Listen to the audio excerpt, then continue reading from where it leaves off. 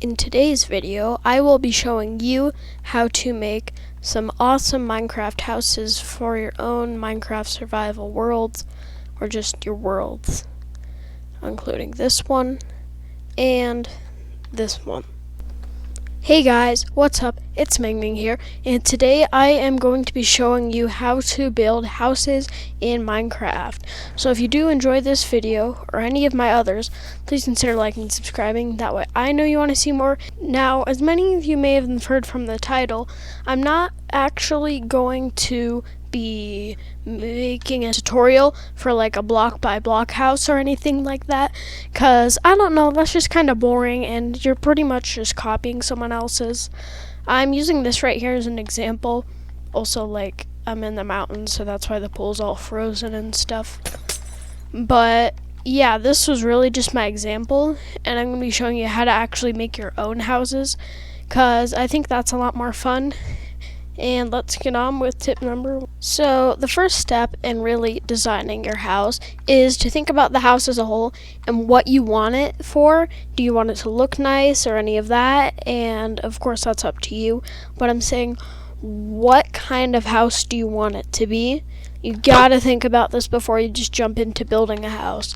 You know, do you want it to be kind of a log cabin or a village style house, which is kind of simpler? Maybe you're for your newer builders.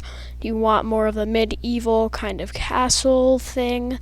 And another thing that you've got to remember to do, I can show you this, but I'm on a super flat right now, so I'm not going to, and I can't really because plenty of space, is your space. How much space do you have, and how much space do you intend on using? If you're, you've got mountains around you or valleys or all that, take that into consideration and have an idea of how big you want this house to be before you get in.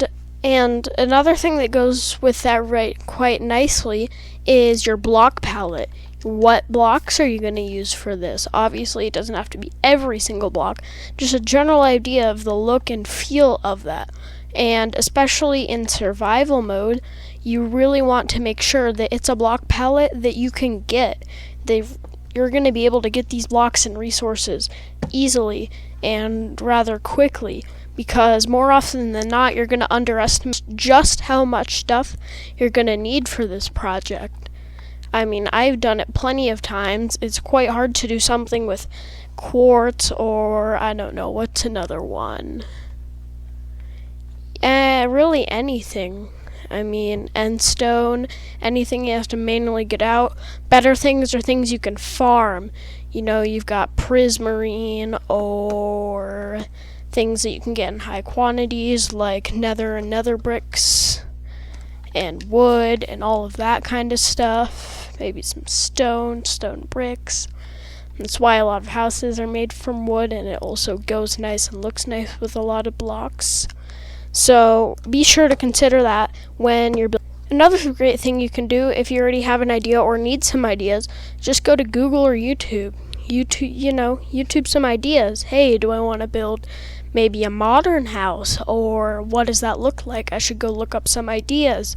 Maybe even so, look up a tutorial and just kind of skim through it and see the kind of pieces and structures that you're going to need. Do I want a pool or a backyard or any of this? It's very important to think of your house as a whole before you start going into specific pieces, so that you have your room and everything like that. Now, once you've got your block palette and everything like that, you've got it all sorted out, know what you want to do, you've got a rough size. I guess I can just use this for this example. I'm going to be building some sort of log cabin. You want to go ahead and get started, but think of it more as a general framework. For example, with this log cabin, you can do these like support beams of the wood logs, or here you can just kind of do the outside, or maybe the just front wall, things like that, because this is just going to make it very easy to see the house as a whole, as a visual representation, which is really good. So if I was going to be building a house around this size, the first thing that I might want to do is just start with but of course we're going to change this, is a square kind of. You don't want to make your house a square because it looks quite bad. If you've ever tried to build a house before, it might be why you're here. But just start with your basic house. If you've been to a village, that's fine. Use that as your basic starter. And let me go ahead and give you a quick finished explanation. So here, of course, we have a little front. Here, play with our stairs and everything. I already went over that and the frame and everything. And I think we might add windows in a bit from our color palette, obviously. So if we come back over here, you can see that we've got our walls, and we're using our logs as framing because they're usually good for that. You know, you're using them at the end of the walls here. It gives it a nice overall like map view of the place. So yeah, that's pretty good, as you can see if we look over it. It's not too square, which is another thing we want to be careful of. We don't want it to be very square, even though obviously it is square. When we actually add the roofing and stuff, it isn't going to feel like that because, you know, we don't want it to be perfectly round or round completely on it or anything. We still want some square aspects, but we don't want the entire house to be square, which is why here I've done what I've done. I've made a little indent here. So right now I'm going to go ahead and work in my porch. I think I'm going to do a bit of a curve here, as you can see. I guess I can do a quick tutorial on circles for those of you that don't know how they work. Oops, looks like I messed that up. Here just in a second. So, yeah, let me give you the quick field tutorial on that. Now that I've pretty much got the layout of my porch done. Okay, so I know I was supposed to give you a quick tutorial on circles, but it turns out that my mic was muted, so we're gonna have to redo this all. This is what the cabin ends up looking, by the way. We might make something a little different here. But yeah, I'm just gonna go ahead and walk you through the building process of that, and maybe give you some building examples real quick here. So obviously with your circles, these look like pretty good circles, I'm assuming, to most of you. You're probably wondering how you curve off edges or, you know, make a circle. So let's just say that this is our wall, okay? This right here is our edge of our house here, and we want to curve this off, and right now it's coming out, right? Well, we do want to treat this like half of a circle, and we want to connect these together just like half of a circle. But before we do that, obviously we need to know how to make a full circle. So what you want to do is you usually want to start with some flat sides, and usually you want to make these flat sides an odd number. I don't actually think it matters, but I'm talking about like that and that flat side, there's usually 4 of them. Okay, once you've got your flat side, and of course your flat side would be that, but I'll get into that later. You then want to go diagonally and then go out just a little bit less. And depending on how big your circle is depending obviously on how much this less value is. Since I want it a little bigger, I'm going to go diagonally and again just a little less. So once you have this as long as you'd like it to be, and it's as less as you can, probably at 2 or 1 here, you then want to go diagonally at least 1, but I'm going to go ahead and go 2 here. And then you repeat the exact same thing you did here, but 90 degrees. So I want 2, then 3. So come out here and go 3, right, and then 3, 4, 5, 6, 7. And you do that on the rest of these. So again, we'll go 3, 2, 2 diagonals. Let me rotate 90. And go 2, 3. You get the point. So now if we wanted to make a wall, we would again just pretend like these are half of them. Or another thing that we could do is just extend it out. So like if our wall was, say, right here, or this is what we wanted to, if this right here is what we wanted to extend it from, right, we would then just take this part and extend it out until it meets in this part and extend it out, which is what I'll show here, right? So you want to go 2, then 3, then 7. But you don't want this set 7 amount, okay? You'll probably stop like right here or something like that. And then you'd extend from this way, so you want to bop, 1, 2, 1, 2, 3. And then from here, it's really up to you. Since I know the circle ends, I'm just going to do this. And as you can see, now we've got a nice circle here. So again, if this is our wall, we just want to extend it from the left and the right, same with the circle. So you've got 2 here. I'm thinking of maybe we want to do 3. And let's go 2, 2 here, and then maybe 1. And then we'll combine these. And that's how you curve it off. Whoops. And that's exactly what you want to do here. You just want to curve it off. Look, I extend it by 3, 2, 1, then 2. It's the exact same curve as I did over there. Then I thought I gave it a nice finish by adding spruce logs here. I thought that looks good. So now we've got our nice porch, but the porch still kind of felt empty because right now we just had this porch and then this upper wall, right? So what I did is I decided to give it a little overhang here. So we have our overhang that just kind of extends out, and you notice it is a square even though this is curved because the overhang doesn't have to cover it all. And fence looks actually really good in my opinion as a good connector block here. It really looks supported. And then usually with these logs, especially on wood-based houses like this one, you want to use them as like your frames and your dividers and your outsides. So I went ahead and wrapped this here and then obviously filled it in with blocks. But like as you can see, all of my logs here are framing around the outside of every single wall. And then so when I did this earlier, right, we had this one huge wall. So what I actually decided to do is split it up in the middle. So now it's got 2 walls. Right, and I did that till we had a bunch of smaller walls. Next I went in and had some windows, probably a little too many windows here. As you can see, windows, windows, windows. Next, I decided to add bushes. You definitely don't want to overdo these, but they're a nice piece of decoration. Really the best way to do these is just to add them where a window might go or on these wall sectionals. You usually want to keep at least 1 block of the actual wall. Sorry, you have your divider, then your block of wall. Usually want to keep it within at least one of those. Then lastly, we decided to add this little flower garden here. Sorry, we've got some dirt. We placed that along. Trap doors to kind of make it look like it's held in. Then obviously the flowers because it's a flower garden. And then a window because flower gardens usually go under windows. You don't just hang them up anywhere. So right now we'd have our little outer house thing here. And I wanted to complete the front now.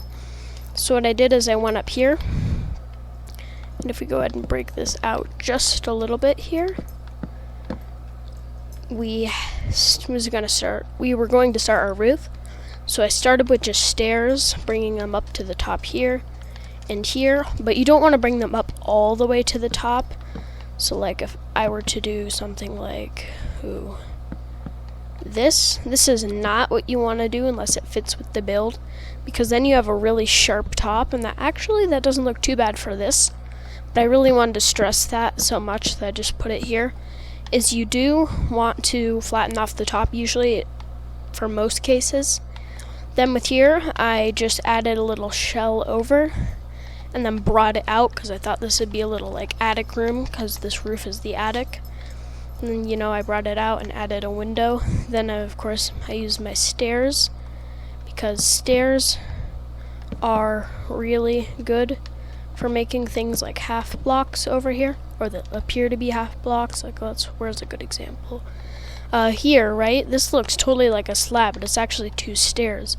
So this is how you get like smaller, or in air quotes, right? Smaller than a real block. They're not actually. This is how I got this to curve off, as I just used 2 stairs. Stairs are really good for giving the appearance of a smaller area, and it's good for curving off things, really, in my opinion. Okay, so now we've got this little walled around area, and the wall goes up to here, by the way. We don't have this box yet. Then we have the front plate. So next I wanted to finish off the roof, so I just brought these spruce wood stairs up to the same height for every single one of these, because stairs are a really good way to finish off your roof, if you couldn't tell. And then for here and here, I decided to do a couple things. This right here was going to be my campfire / chimney thing. I'll talk about that later. But this right here, I know I may or may not have said this earlier, but you don't want to make this thing blocky. Now what I mean by that is you don't want your building to be very square or based off a square or a square itself.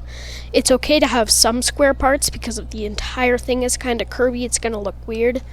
It's why all of this is still based off some squares really. But you see it's not just one big square, right? We have this little out and then to the left. And since this roof was staircased and a little curvy, it would totally look nice, right, to have a square because the entire house isn't just square. The roof just doesn't cut off here, which in some cases might look good, especially if you're just going for a quick little build. But if you are going to do that, I would recommend getting some slabs for your roof. So like, let's just pretend that this is my wall, and then right, it goes out to here, and we have something like that. Then I want my roof to just look something like this. Anyways, so that's how you might want to do that, which is actually what I did with here. So how I actually did this is before I did all of this roofing, I made this into a box. So I put this up, right? Put that up, and I put it on this side too, and I made it a full box because we hadn't done anything with the interior yet. And I really wanted to make the box fit in with the house, so what I did is I lined it up with these dividers. If you wanted to make something like this, what you could also do is just not have dividers and design them off of this box, but I just got quite lucky with my dividers and it fit in really well. So now that I had this box, I went ahead and added the rest of the roof, and then just kind of cut it off in here, and it looked really well. Or it didn't look really well, it looked really good. A note that we can add, with these windows for a little decoration is adding trapdoors like this to be like windowsills. They kind of are flipped out. Of course we can't flip them in. But yeah, it looks very, very good. And we'll get to that later because that was actually part of the interior. So now we've got our whole outside done, right? And now we're going to move on to the inside.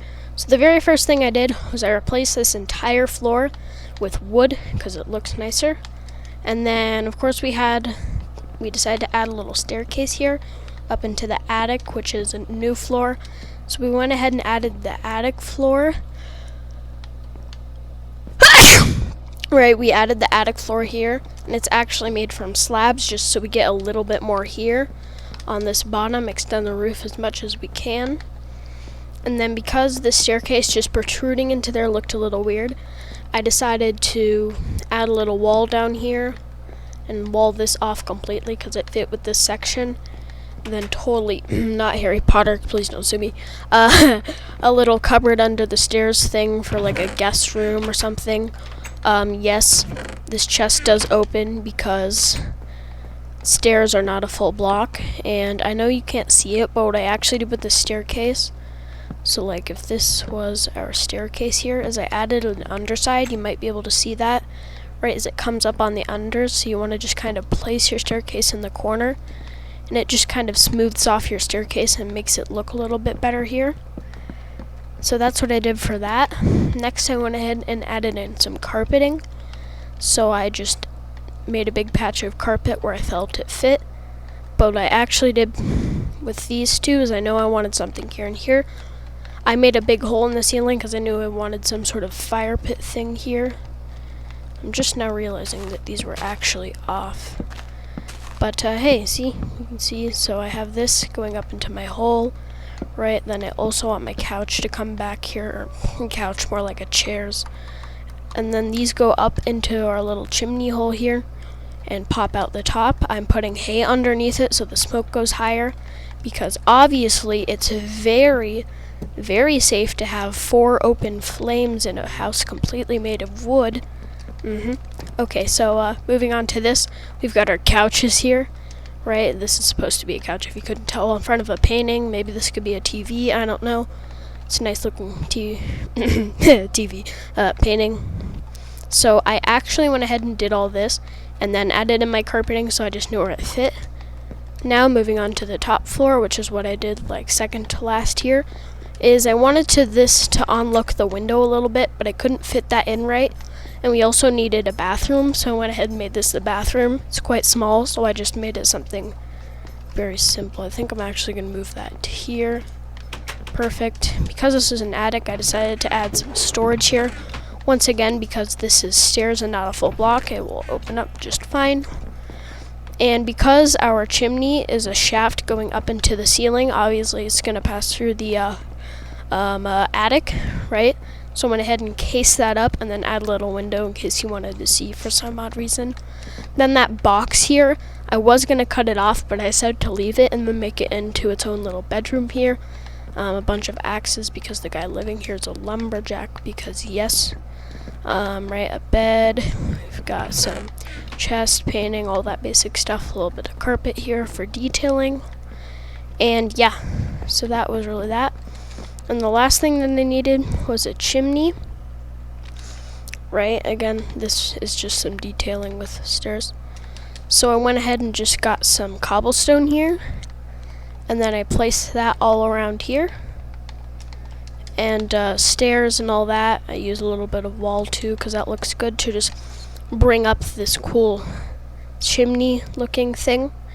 And that right there was just how it ended up looking. So this right here is what my house ended up looking like. It gives you an idea for how I started off with, because I told you it in the order that I made it for a reason, just so you have an idea. And I didn't want to build it a second time because I'm a little short on time here.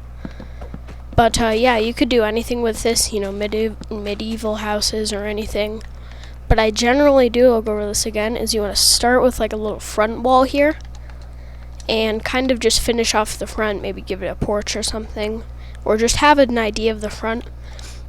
And then I like to add just one block and go around the surroundings with the wall. One thing, I already said that this was logs were like for framing, but usually with that framing you'll just go ahead and stick it on the end of a wall, because that's more with your framing. And then I added this up to the height I thought felt. At the very top, these are also slabs for the same reason of the floor, just to give it a little more height. And because of this little cubicle thing, I don't know what to call it, I also decided to increase the slabs here, so that way there wasn't this weird like log thing, and it just looked better in my opinion. So yeah, that is how I would make a cool house in Minecraft. Anyways, if you did enjoy this video or any of my others, please consider liking and subscribing, as it helps out the channel, lets me know you want to see more, and you never miss more. Thanks. This has been Ming, and bye.